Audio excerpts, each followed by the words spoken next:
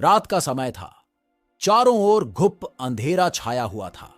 केवल एक ही कमरा प्रकाशित था। वहां 4 मोमबत्तियां जल रही थी। चारों मोमबत्तियां एकांत देख आपस में बातें करने लगी। पहली मोमबत्ती बोली, मैं शांति हूं।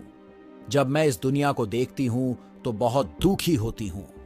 चारों ओर आपाधापी, लूट खसोट और हिंसा का बोलबाला है।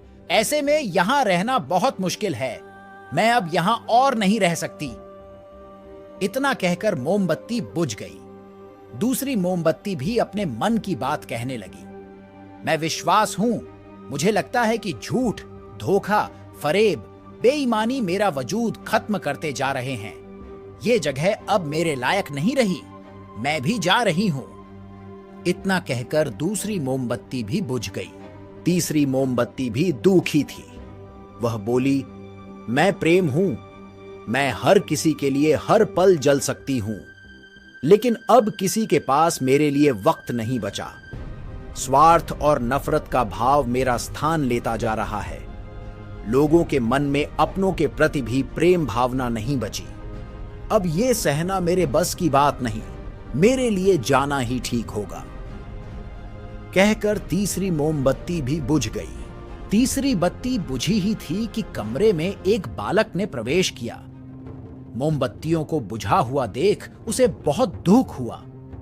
उसकी आंखों से आंसू बहने लगे। दुखी मन से वो बोला, इस तरह बीच में ही मेरे जीवन में अंधेरा कर कैसे जा सकती हो तुम? तुम्हें तो अंत तक पूरा जलना था, लेकिन तुमने मेरा साथ छोड़ दिया।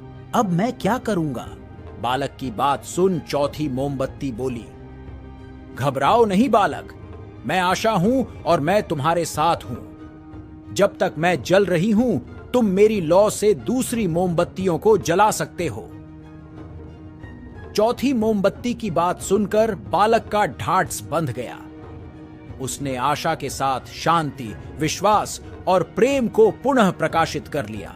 सीख, जीवन में समय एक सा नहीं रहता। कभी उजाला रहता है तो कभी अंधेरा।